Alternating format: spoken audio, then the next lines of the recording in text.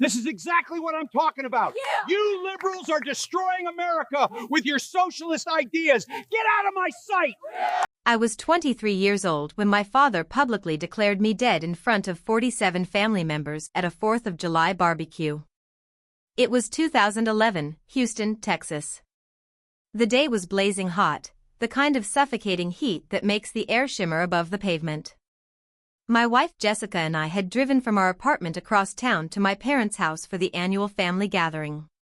This was the first time I'd be introducing Jessica to the extended family as my wife. We'd been married for 6 months, together for 2 years before that. I was nervous. Terrified, actually. But also hopeful. I'd transitioned when I was 18, 5 years earlier. Came out as transgender at 16, started hormone therapy at 18, had my legal name changed from Brandon to Brenda by 19. My immediate family, my parents Robert and Patricia, my younger brother Jason, they'd struggled with it. There had been fights, tears, angry words. My father had stopped talking to me for almost a year. But eventually, they'd seemed to come around. Or at least, they'd stopped openly fighting me about it. We'd reached an uneasy truce. They used my name, mostly. Used the right pronouns, sometimes. It wasn't perfect, but I'd told myself it was progress. I'd left Houston for college at UT Austin, then moved to California for a tech job. Put physical distance between myself and the complicated dynamics of my family. But I'd stayed in contact. Called my mother every few weeks. Came home for major holidays, though those visits were always tense. Meeting Jessica had changed everything for me. She was brilliant and kind and saw me exactly as I was, not as who I used to be, not as some work in progress, but as Brenda. Fully and completely. We'd met through mutual friends in the Bay Area tech scene. She was a UX designer, I was a software engineer. We'd fallen in love fast and hard. When I'd told my parents we were getting married, my mother had cried. Not happy tears. But she'd sent a card with a check. My father had said nothing. They hadn't come to the wedding in San Francisco. Said they couldn't get time off work, though I knew that was a lie. But now, 6 months later, I wanted to try again. Wanted my family to know Jessica. Wanted them to see how happy I was. How normal my life was. How their fears about my transition had been unfounded. So when my mother called to invite us to the 4th of July barbecue, I'd said yes.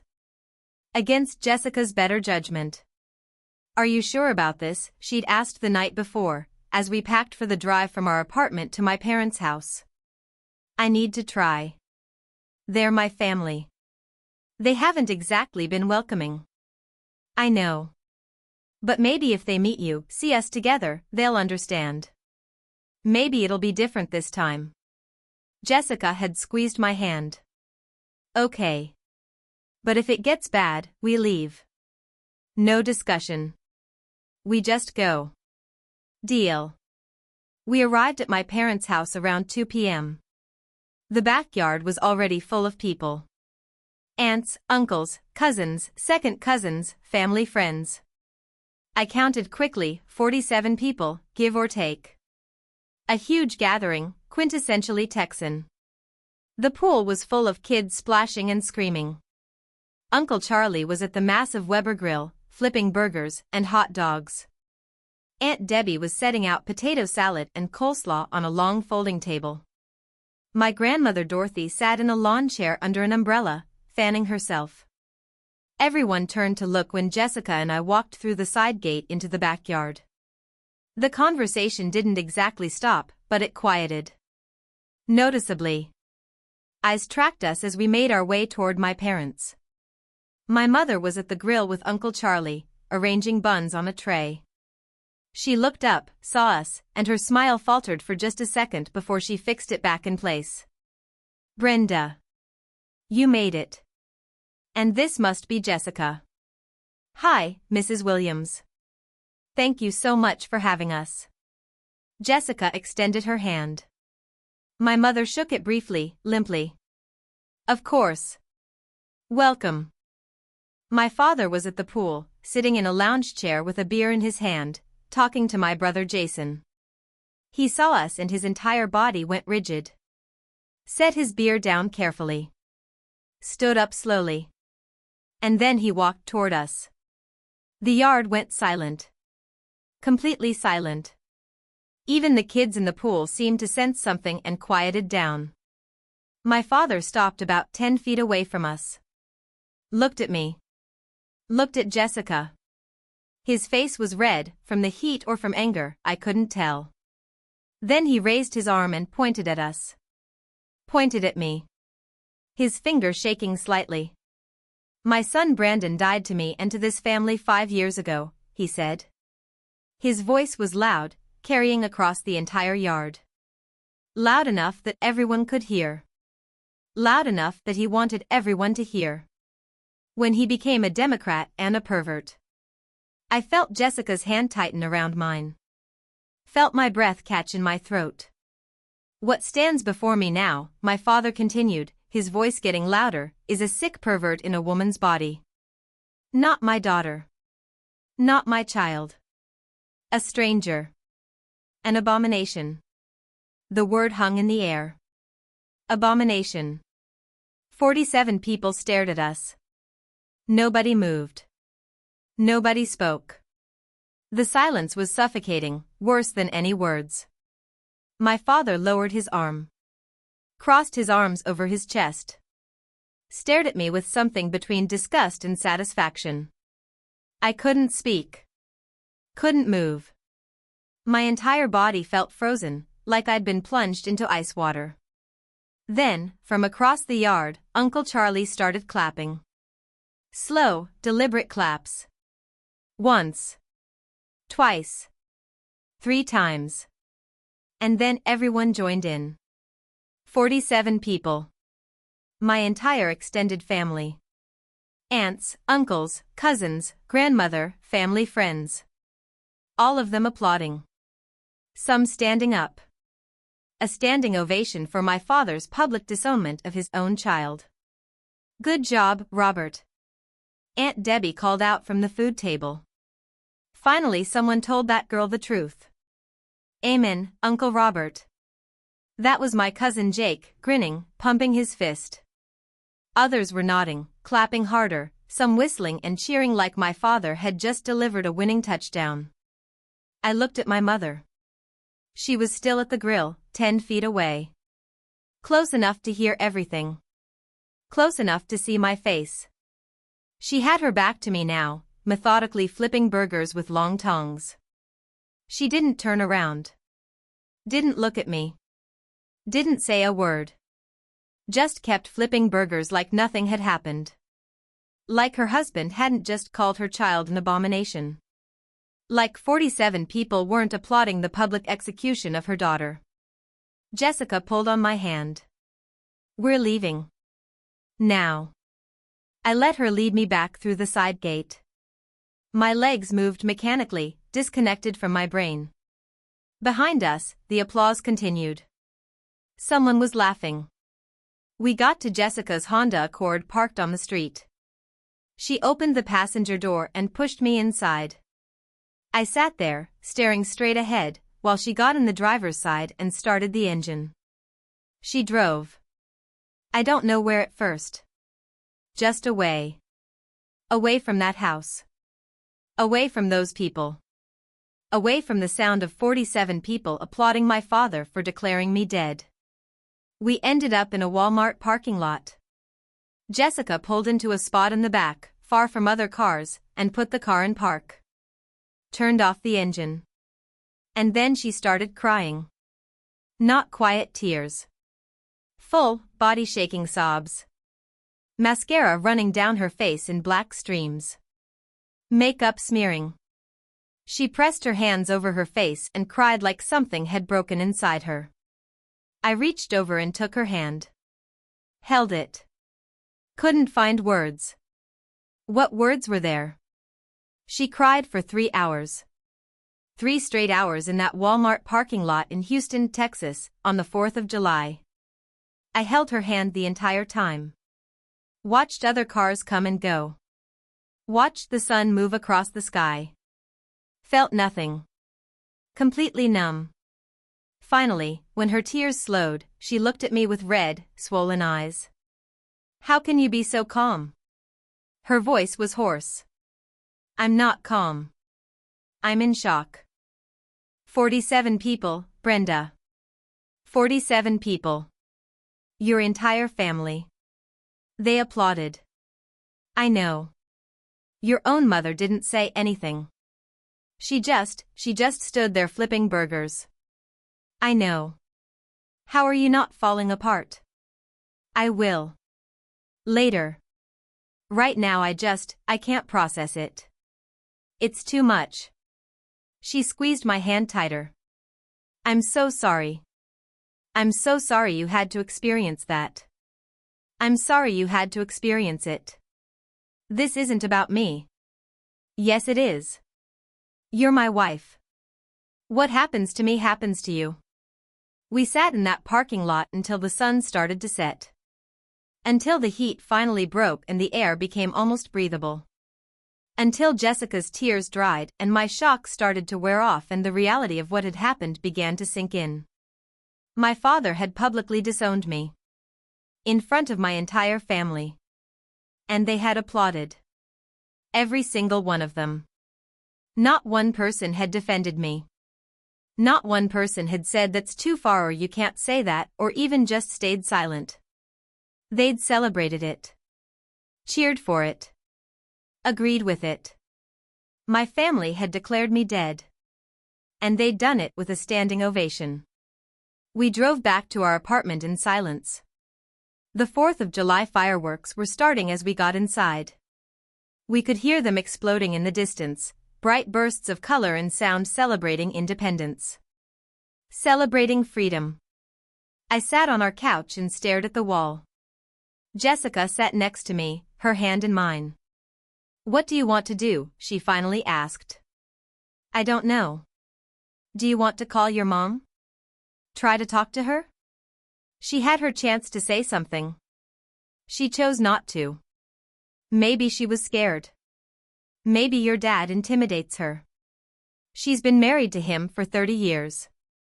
She knows who he is. She chose him. She chose that.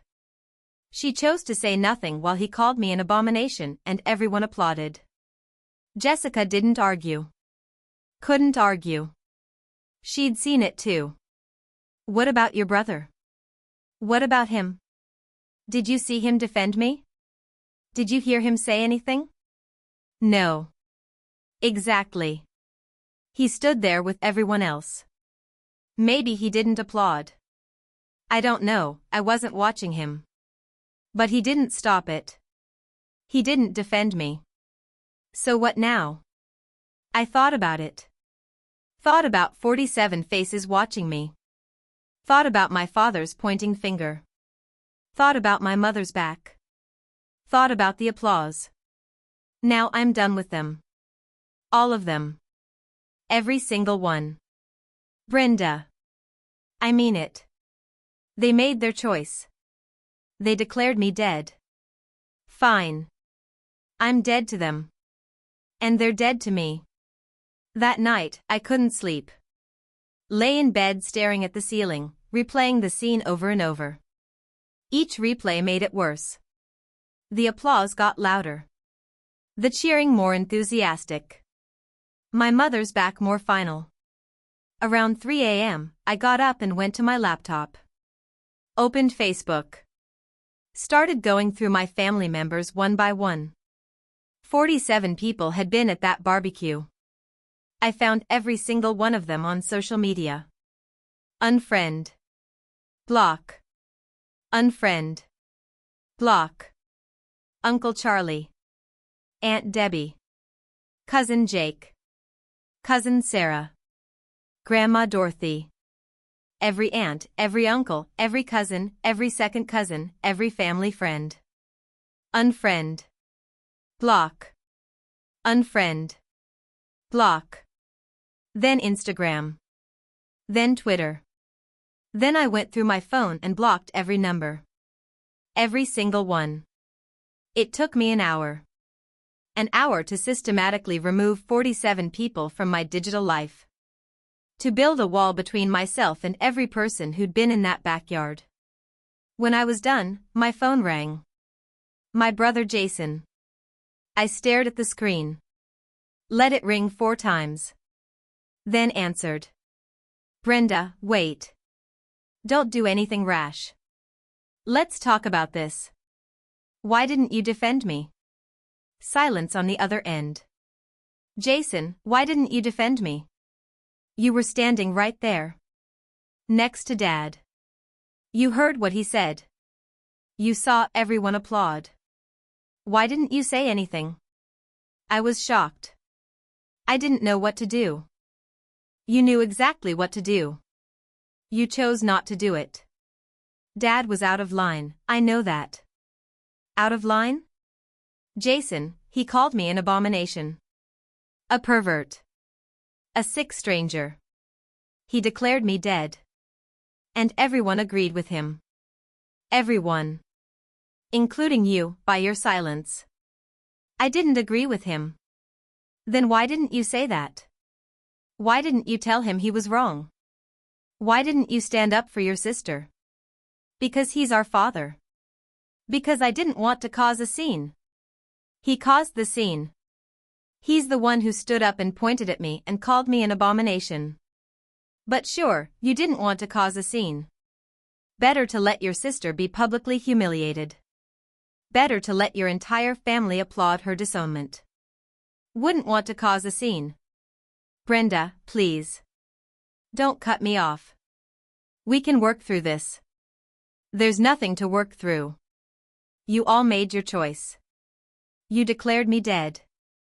I'm honoring that. I'm dead to you. You're dead to me. You don't mean that. I've never meant anything more in my life. Goodbye, Jason. I hung up. Blocked his number. Blocked his wife's number. Blocked everyone. Jessica had woken up and was standing in the doorway, watching me. You okay? No. But I will be. We're leaving Houston. What? I can't stay here. Can't be in the same city as them. We're moving. California. Somewhere far from Texas. Somewhere I never have to see any of them again. Are you sure? I've never been more sure of anything. And I meant it. Houston was poison now. Texas was poison.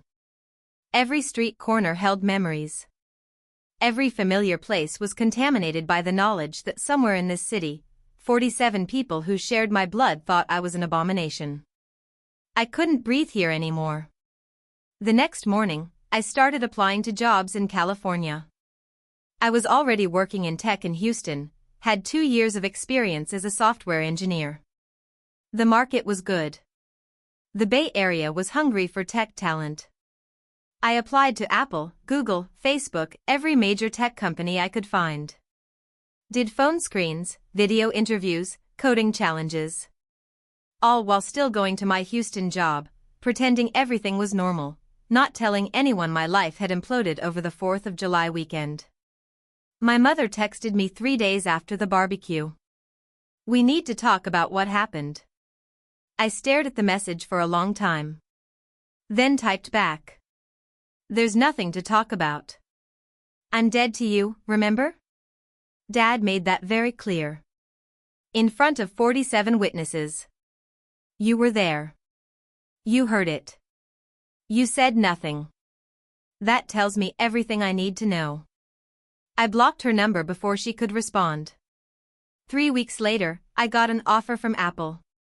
Software engineer position, based in Cupertino. $140,000 a year salary, plus stock options, plus a relocation package. More money than I'd ever imagined making. I gave 2 weeks' notice at my Houston job. Started packing our apartment.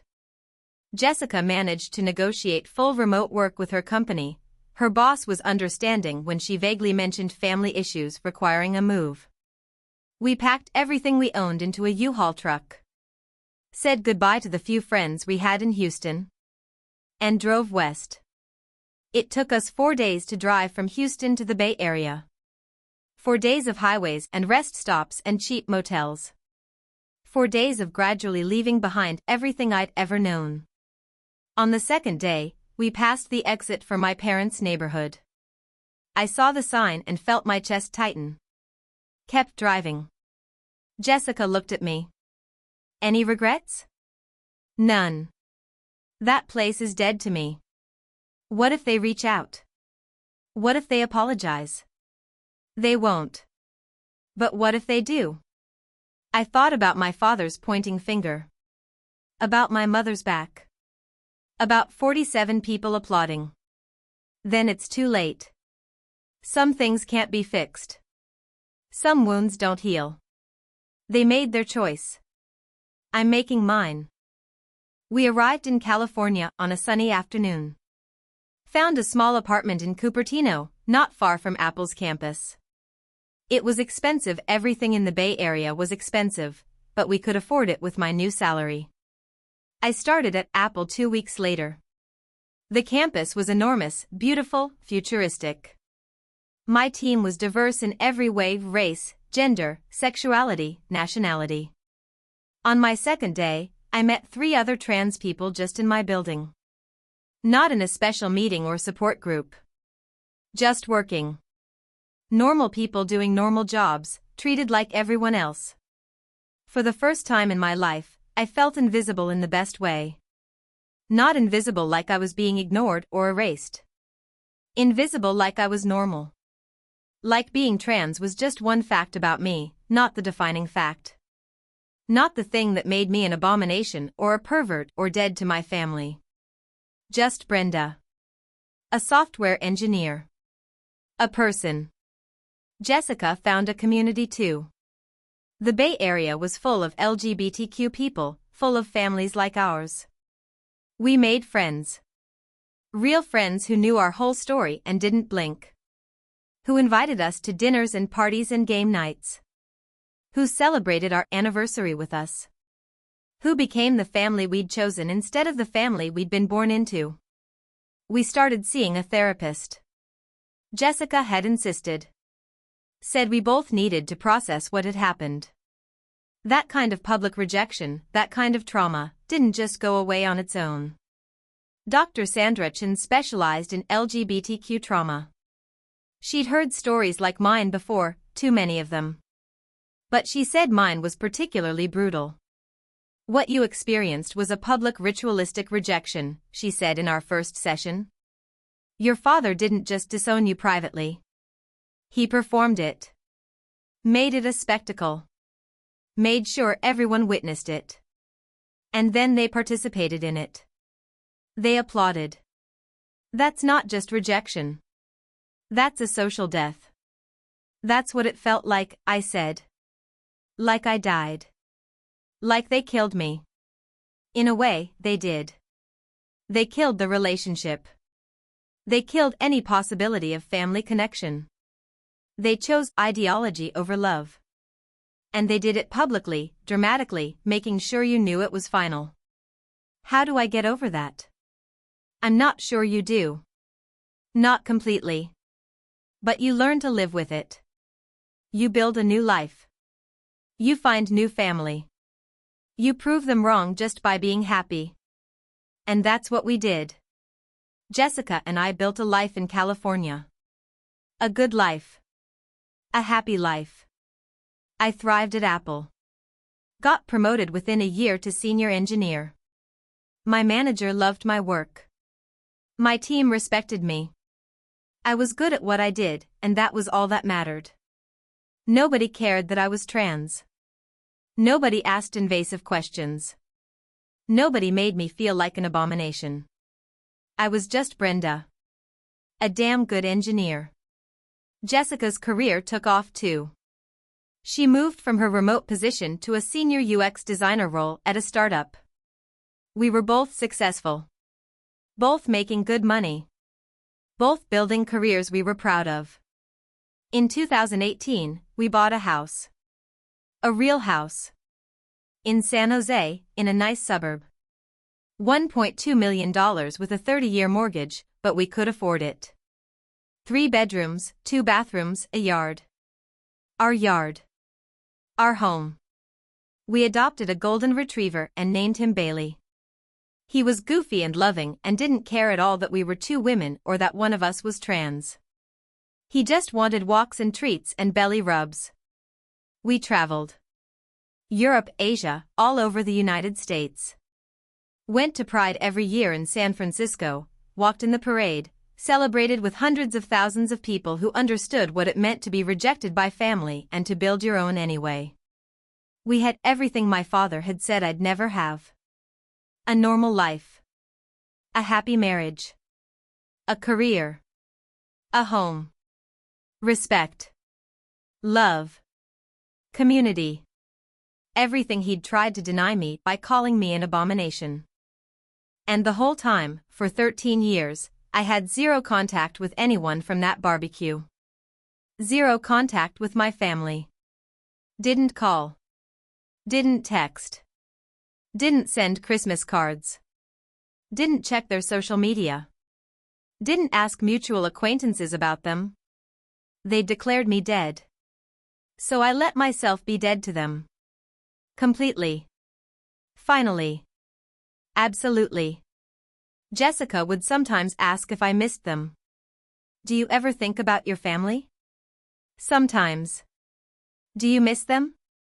I miss who I thought they were. I don't miss who they actually are. The people who applauded? Those strangers? No. I don't miss them. What about your brother? He didn't applaud. He didn't defend me either. Silence is a choice. He made his. No regrets? None. They got what they wanted. I'm dead to them. They're dead to me. Everyone's happy. But I wasn't entirely honest. Sometimes, late at night, I'd think about them. Wonder if they ever regretted what happened. Wonder if my father ever thought about that 4th of July and felt shame. Wonder if my mother ever wished she'd turned around, said something, defended her child. I doubted it. People like them didn't change. Didn't grow.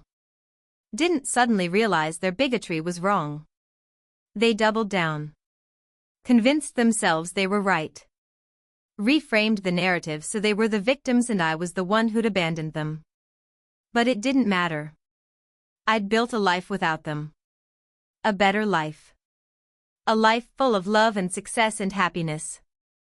A life that proved every hateful thing my father had said was wrong.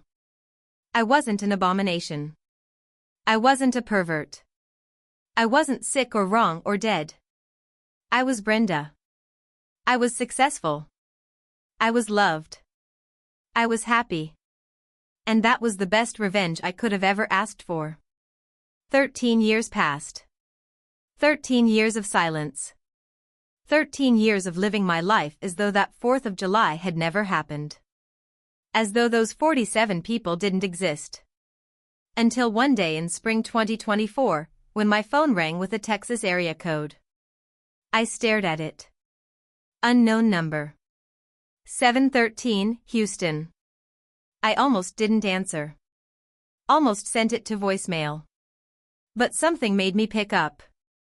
Curiosity, maybe. Or morbid interest. Hello? Brenda? A man's voice. Familiar but older. Strained. Brenda, it's Jason. Please don't hang up. I sat down slowly on our couch. Bailey looked up at me from his dog bed, sensing my tension. What do you want? I know you don't want to hear from me. I know we haven't talked in 13 years. But I need to tell you something. It's about Dad. My heart rate picked up. What about him? He was in an accident. A bad one. Head-on collision on I-45 North with a pickup truck. High speed. He's in ICU at Memorial Hermann. Multiple organ damage. And Brenda, both his kidneys failed. Complete acute bilateral kidney failure. He needs a transplant. Immediately. I said nothing. Just listened. Mom and I both got tested. We're not matches. Wrong blood type. We need you to test. You might be a match. Please, Brenda. He's dying. Without a transplant, he has maybe 6 to 8 months on dialysis, and then he dies, I finished. Yes. So please. Will you test? Will you see if you're a match? 13 years. 13 years of silence. 13 years of being dead to them. And now they needed something from me. Why would I help him? Because he's your father. Is he? Because the last time I saw him, he told 47 people that his son Brandon was dead. That I was a sick pervert. An abomination. A stranger. Not his daughter. Not his child. 47 people applauded that, Jason. Do you remember? Silence on the other end. Do you remember what you did, Jason? You stood right there next to him. You heard every word. You saw everyone applaud. And you said nothing. Not one word in my defense. So tell me why I should care if he lives or dies. Because despite everything, he's still your father. Because family. Family? Jason, do you remember July 4th, 2011? Of course I remember. Do you remember what you did? I was shocked. I didn't know what to do. You knew exactly what to do. You chose not to do it. You chose to let him call me an abomination and say nothing. You chose to let everyone applaud and say nothing. You made your choice. Now I'm making mine. Brenda, please. I'll think about it. That's all I can promise. I'll think about it. I hung up before he could say anything else. Jessica had come into the room during the conversation. She'd heard everything. Your father needs a kidney? Apparently. And they want you to donate? They want me to test. See if I'm a match. What are you going to do? I looked at her. At this woman who'd sat in a Walmart parking lot crying for 3 hours because my family had rejected me. Who'd moved across the country with me. Who'd built a life with me despite everything. I'm going to test, I said. You're going to help him? I'm going to find out if I can. And then I'm going to decide what to do with that information. Brenda. I know. I know it sounds crazy. But I need to know. Need to know if the universe is that ironic. If I'm a perfect match for a man who called me an abomination. And then I'll decide. 3 days later, I went to Stanford Medical Center and got a full blood panel done. HLA typing, tissue compatibility, everything they needed to determine if I was a viable kidney donor. The results came back faster than I expected. My doctor called me personally. Miss Williams, I have your results. You're a perfect match for your father. All 6 HLA antigens match. Your O-negative blood type.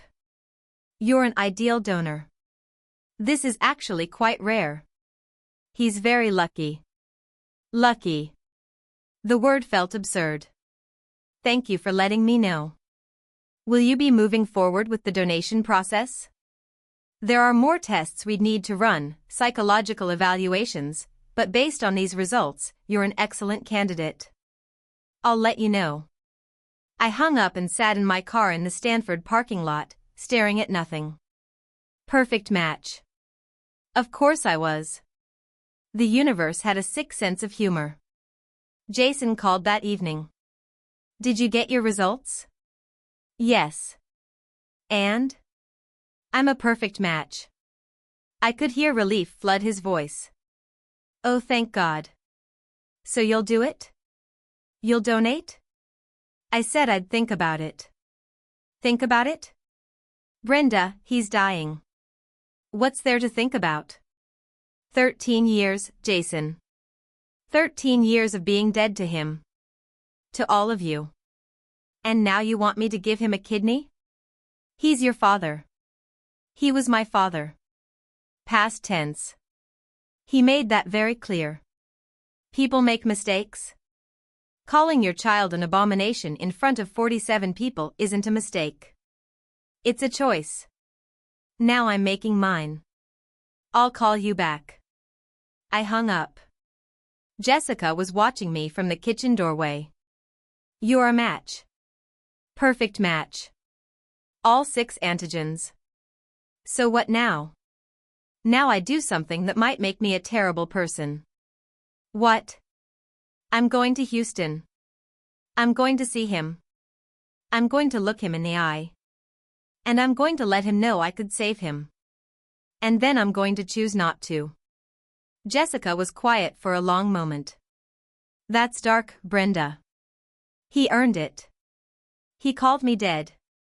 He said I was an abomination. He let everyone applaud. For 13 years, he never once reached out. Never once apologized. Never once tried to rebuild what he destroyed. Now he needs me. And he's going to learn exactly what it feels like to need someone who's dead. Are you sure about this? I've never been more sure of anything. I booked a flight to Houston for the next week. Took 3 days of PTO from Apple. Told my manager it was a family emergency, which wasn't exactly a lie.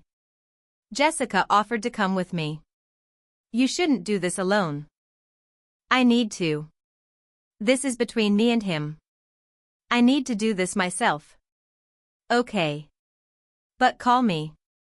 Text me. The second you need me, I'm on a plane. I know. Thank you. The flight to Houston felt surreal. I hadn't been back to Texas in 13 years. Hadn't set foot in Houston since the day Jessica and I drove away with a U-Haul full of our belongings. The city looked the same. Hot, sprawling, flat. Traffic on I-45 was still terrible. The humidity still felt like drowning. I took an Uber directly to Memorial Hermann Hospital in the Texas Medical Center. The hospital was massive, part of the huge medical complex that dominated that part of Houston. ICU was on the 8th floor. I took the elevator up, my heart pounding. Checked in at the nurses' station. I'm here to see Robert Williams. Room 804. The nurse checked her computer. Are you family? I'm his daughter. Something in her expression shifted. Like she knew something.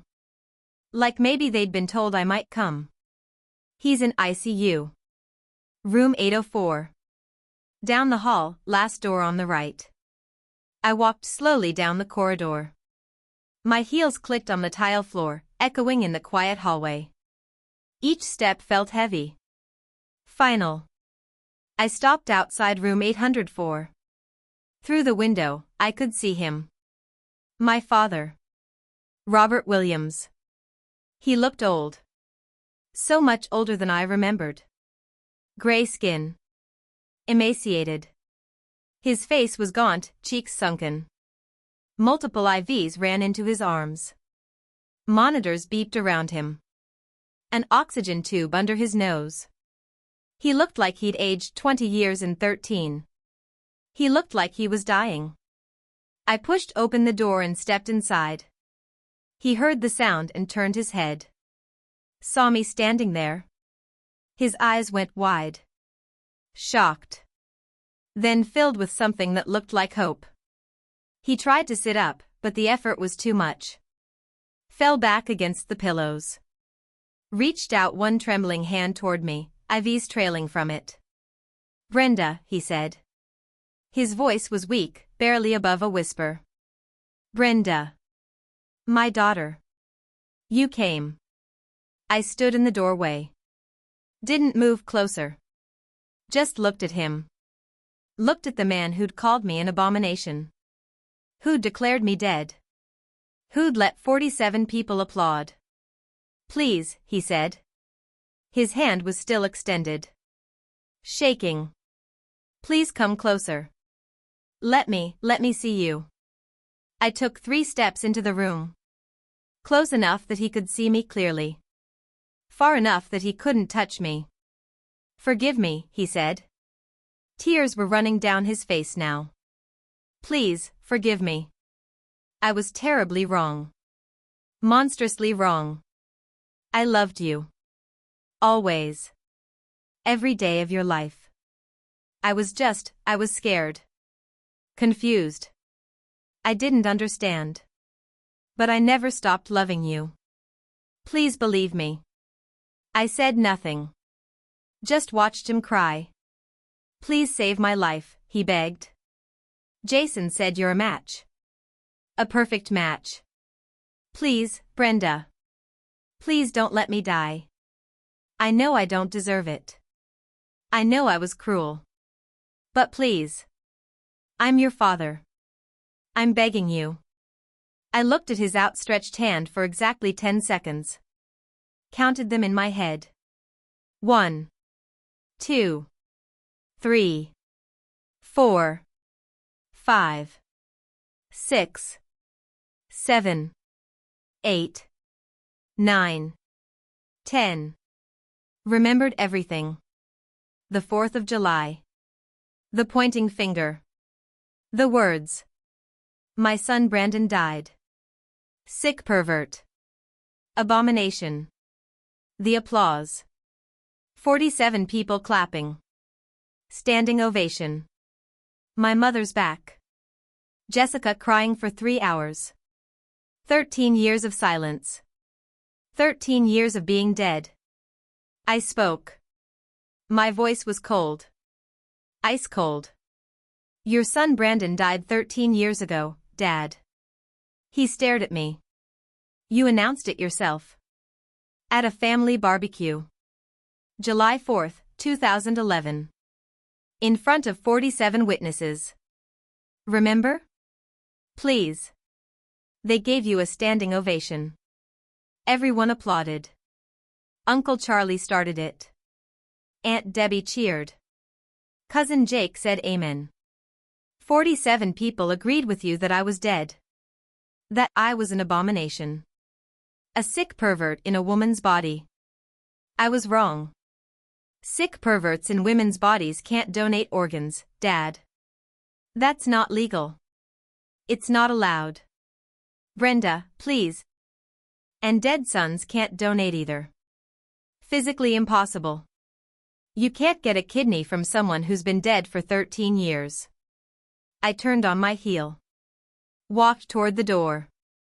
Brenda, he screamed. Or tried to.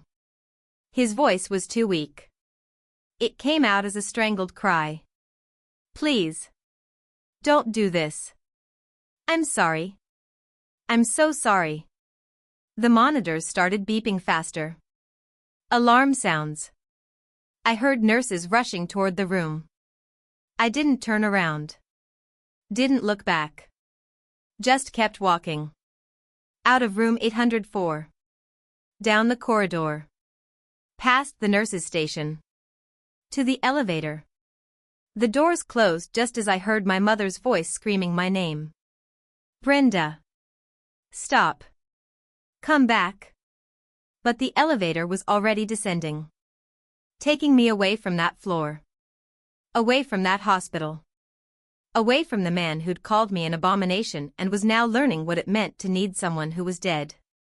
I walked out of Memorial Hermann Hospital into the Houston heat. Called an Uber. Went straight to Hobby Airport. Got on the next flight back to San Jose. I was home by midnight. Jessica was waiting up. She pulled me into her arms the moment I walked through the door. How did it go? I told him dead people can't donate. And then I left. She held me tighter. I'm proud of you. He's going to die. I know. And I'm okay with that. I know. Bailey came over and pressed his warm body against my legs. I sat down on the floor and let him lick my face while Jessica sat next to me. Do you regret it? She asked. No. He had 13 years to apologize. To reach out. To try. He only called when he was dying. When he needed something. That's not remorse. That's desperation. I gave him exactly what he gave me. Public rejection. Cold finality. No second chances. The difference is you survived his rejection. And he won't survive mine. My phone started ringing that night. Jason. Unknown numbers. Over and over. I sent every call to voicemail. Finally listened to one. Jason's voice, furious and desperate. How can you do this? How can you let him die? He apologized. He begged you. You're killing him, Brenda. His blood is on your hands. You're a monster. I deleted it. Blocked the number. More calls came. Different numbers. I blocked them all. My mother sent emails. The subject lines got more desperate. Please. He's dying. You're murdering your father. God will judge you. I set her email to automatically delete. Never read them. Over the next few weeks, various relatives tried to reach me. Uncle Charlie. Aunt Debbie. Cousins I hadn't thought about in years. Every one of the 47 people who'd applauded was suddenly very concerned about family loyalty and doing the right thing. I blocked them all. Every single one. 6 months later, Jason sent one final text from a new number I hadn't blocked yet. Dad died today. Kidney failure. He suffered. A lot. Hope you're happy. I read it. Felt nothing. No guilt. No sadness. No regret. Just closure. I showed Jessica the text. He's dead. How do you feel? Free. She understood. Didn't ask anything else. Just held my hand. People ask me how I could do it. How I could let my father die when I was a perfect match. When I could have saved him with one kidney. When I had the power to give him years more of life. They don't understand. He didn't die because I refused to donate. He died because he chose hate over love 13 years earlier. He chose to stand in front of 47 people and declare his child dead. He chose to call me an abomination. He chose to let everyone applaud. He chose to never reach out, never apologize, never try to rebuild. That was the moment he killed our relationship. That was his choice. I just honored it. He said I was dead. Dead people can't donate organs. It's physically impossible. I gave him exactly what he gave me that July 4th. Public rejection.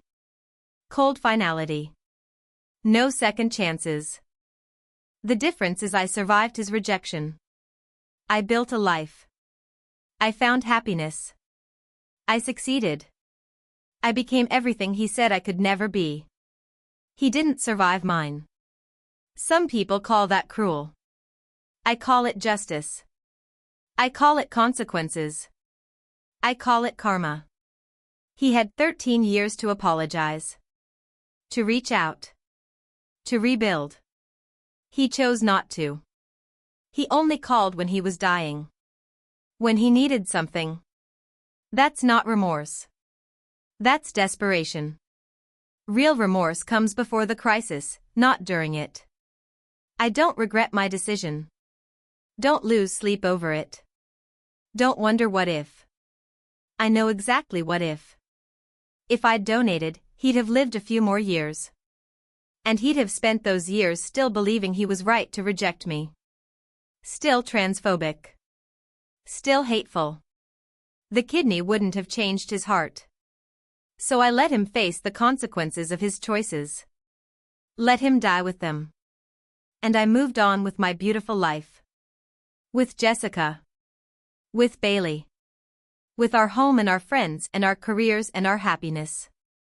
Everything he said I'd never have. Everything his rejection was supposed to deny me. I have it all. And he died knowing that. Died knowing he was wrong. Died knowing that the child he'd called an abomination had succeeded despite him. That's the real justice. Not his death. But my life. My thriving, happy, successful life built despite him. I'm everything he said I couldn't be. And he died knowing he was wrong about all of it. That's enough for me. That's justice. And I sleep just fine at night.